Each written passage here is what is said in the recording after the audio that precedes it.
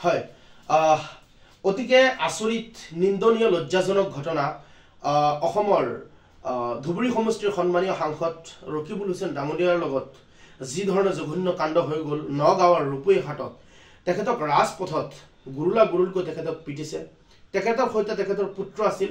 অতিকে লজ্জাজনক আমি বৰকে লাজ পাইছোঁ আমি আঘাত পাইছোঁ তেখেতৰ দেহাৰক্ষীক যি ধৰণে আপোনাৰ টানি আজৰি মাৰপিট কৰিলে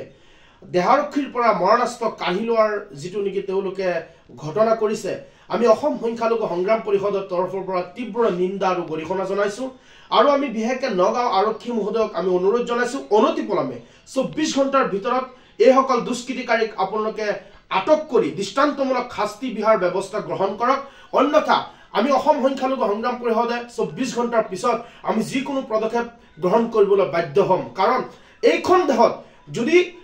এজন সাংসদ যদি তেখেতৰ যদি নিৰাপত্তাৰ কোনো ব্যৱস্থা নাই সাধাৰণ জনতা আমি সমষ্টিত কেনেদৰে আমি ঘূৰিম গতিকে আমি কওঁ যে অসমৰ মাজত সৰ্বপ্ৰথম এনেদৰে এটা জঘন্য কাণ্ড হৈছে য'ত সাংসদক ৰাজপথত গাড়ীৰ পৰা নমাই তেখেতক আপোনাৰ ক্ৰিকেট খেলা বেটেৰে মাৰপিট কৰা হৈছে ইয়াৰ দৰে নিন্দনীয় ঘটনা আৰু একোৱে হ'ব নোৱাৰে গতিকে বিশেষকৈ নগাঁও আৰক্ষী মহোদয়ক মই অনুৰোধ জনাম যে পূৰ্বত যি ধৰণে কি আপোনাৰ সামগ্ৰী সমষ্টিত মাৰপিটৰ ঘটনা হৈ গৈছিল হয়তো যদি দৃষ্টান্তমূলক শাস্তি বিহিলেহেঁতেন আজি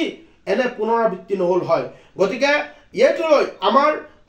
অসমৰ মুখ্যমন্ত্ৰী ডক্টৰ হিমন্ত বিশ্ব শৰ্মা ডাঙৰীয়া তেখেতে কৈছে যে ৰকিবুল হুছেইন ডাঙৰীয়াক তেখেতক দেহাৰক্ষী বঢ়াই দিব দেহাৰক্ষী মই অসমৰ মুখ্যমন্ত্ৰীজনক মই ক'ব বিচাৰিম যে দেহাৰক্ষী বঢ়াই দিলেই তেখেতৰ নিৰাপত্তা নহয় গতিকে নিৰাপত্তাৰ কাৰণে কটকটীয়া আইন ব্যৱস্থা গ্ৰহণ কৰক নহলে কিন্তু আপোনাৰ সাধাৰণ জনতাই কিন্তু সমষ্টিত ঘূৰা খুবেই অসুবিধা হ'ব আৰু মই লগতে মই ক'ব বিচাৰিম আমাৰ নগৰ এছপিজন কঠোৰ হ'ব লাগে কোনো ধৰণে যাতে ইয়াত দ্বিধাভূত নহয় আৰু লগতে অসমৰ মুখ্যমন্ত্ৰী ডক্টৰ হিমন্ত বিশ্ব শৰ্মা ডাঙৰীয়াৰ হস্তক্ষেপ বিচাৰিছোঁ তেখেতৰ গৃহ বিভাগ কি কাৰণত গৃহ বিভাগ আছে গৃহ বিভাগ যে আমাৰ অসমত এটা গৃহ বিভাগ আছে যে ইয়াত কোনো ধৰণৰ দৃষ্টান্তমূলক শাস্তি নোপোৱাৰ কাৰণে এনেধৰণে জঘন্য ঘটনা আপোনাৰ দিন দুপৰতে হ'বলৈ পাই আছে গতিকে অসমৰ মুখ্যমন্ত্ৰীজনক কওঁ হয়তো এইসকল দুষ্কৃতিকাৰী আপোনাৰ দলৰে হ'ব পাৰে সেইসকল ব্যক্তিক নি যদি আপোনালোকে এজন দুজনক যদি দৃষ্টান্তমূলক শাস্তি বিহে